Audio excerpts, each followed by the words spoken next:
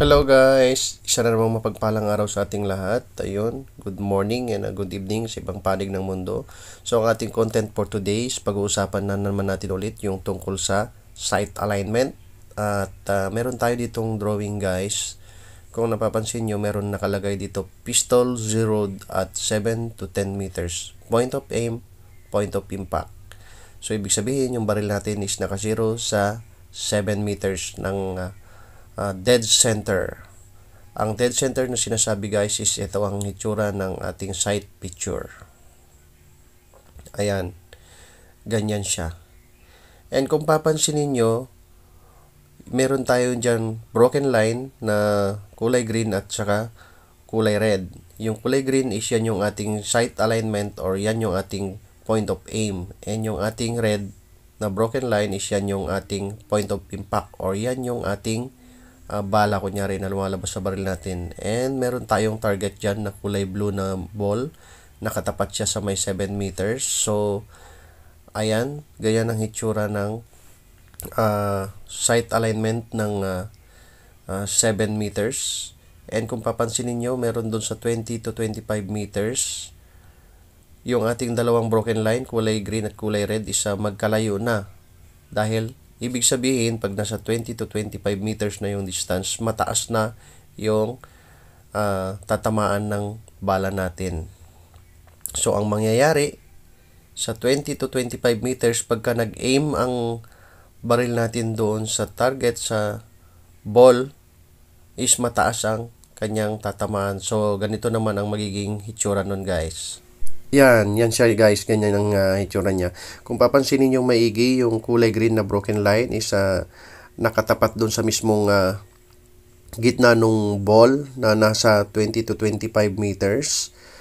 So, ibig sabihin, kunyari, ang baril natin is naka-zero pa rin sa 7 to 10 meters and ang target natin is nasa 20 to 25 meters. Pag nag-aim ka doon sa gitna ng ball, hindi mo natatamaan dahil papansinin nyo yung kulay red na broken line is doon sa ibabaw na ng target na nakatutok. So, hindi talaga natin tatamaan yung target natin. So, ang dapat nating gawin para tamaan yung target natin pagka naka-zero tayo sa 7 to 10 meters is ganito naman. Eto siya guys. Kung papansinin yung maigi, yung ating broken line na green is nasa ibaba nung target na blue and then yung red is naka sentro dun sa may blue na ball. Ang tawag sa sight na yan guys is 6 o'clock dahil yung baril natin is naka 0 sa 7 to 10 meters and ang target natin is nasa 20 to 25 meters. So kailangan natin mag-aim sa 6 o'clock para tatama tayo. Ganyan ang tinatawag na 6 o'clock. Ayan guys. And mayroon pa tayong isang dito, yung naka-zero naman ng 20 to 25 meters and bali eto siya guys. Eto yun guys. Kung titignan nyo, ang nakalagay dyan is pistol zeroed at 20 to 25 meters. Point of aim, point of impact. So, kumbaga yung baril natin is naka-dead center sa 20 meters. And pansinin nyo yung ating mga broken line dyan, yung green at saka red na broken line, is pagdating doon sa may tapat ng 7 to 10 meters is hindi na sila nagtatagpi or medyo magkalayo na sila. So, ibig sabihin, kung ang target mo is nasa 7 meters lang is mahirap ka ring tatama dahil ang baril mo is naka-zero na sa 20 to 25 meters. Kumbaga doon na yun, point of aim, point of impact niya. So, ang mangyayari, kung ang target mo is 7 meters at nag-aim ka sa gitna mismo ng target mo, is ganito ang mangyayari. Ganyan siya, guys. Kung papansinin nyo, nakalagay pa rin dyan, pistol zeroed at 20 to 25 meters.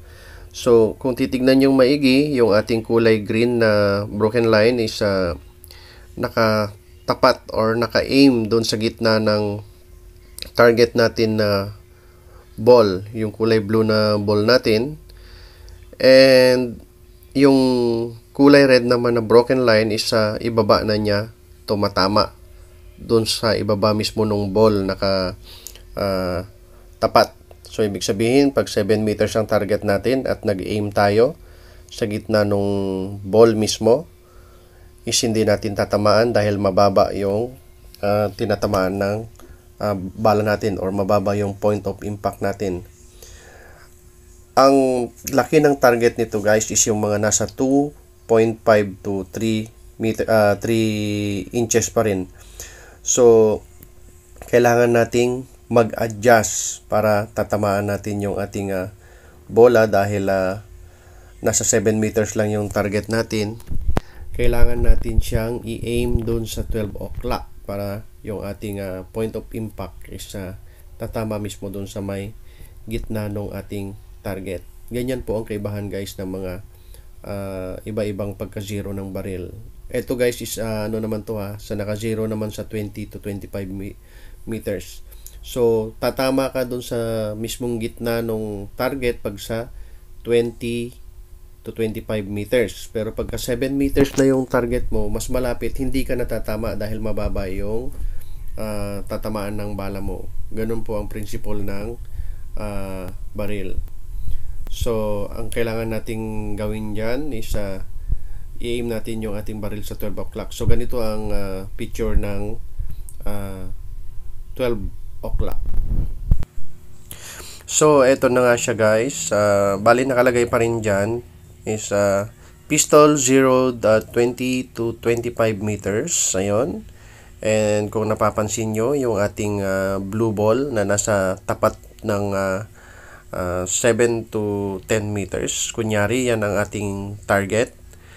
And yung ating kulay green na broken line, yan yung ating sight alignment or point of aim.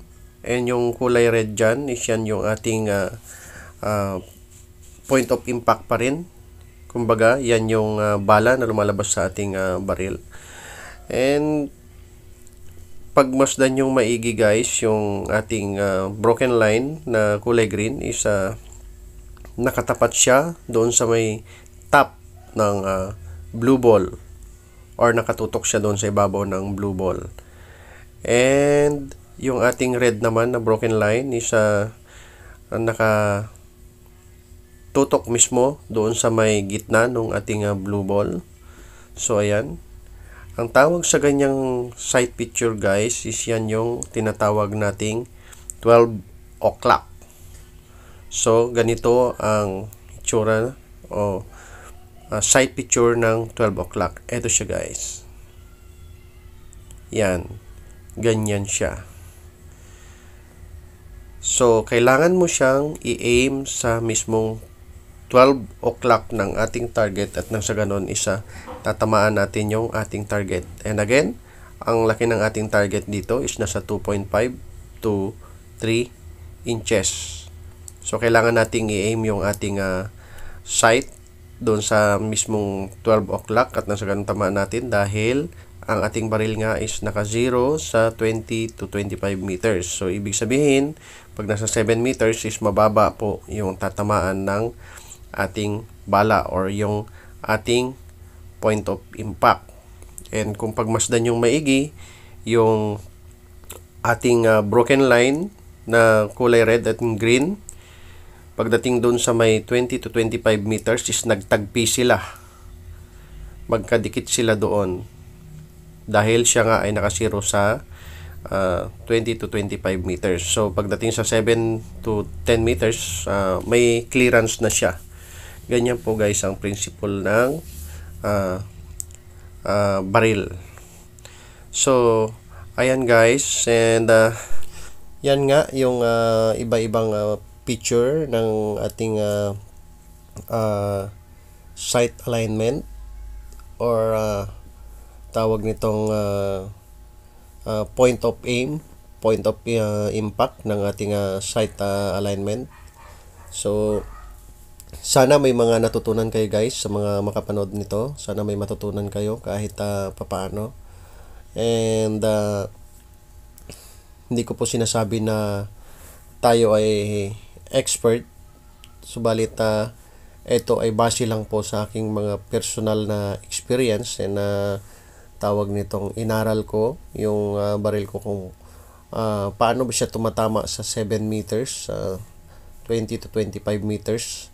Nagtry akong mag-zero ng baril ng 7 to 10 meters and ino-observe ko kung ano naman yung kanyang point of impact dun sa mas malayo sa may parteng 20 to 25 meters and yan nga yung aking nakita and sana guys may natutunan kayo sa ating content ngayon or sa ating konting tutorial and maraming salamat nga pala sa ating mga kaibigan na laging nakasubaybay and sa mga silent viewers, thank you very much and ayun, God bless po sa ating lahat.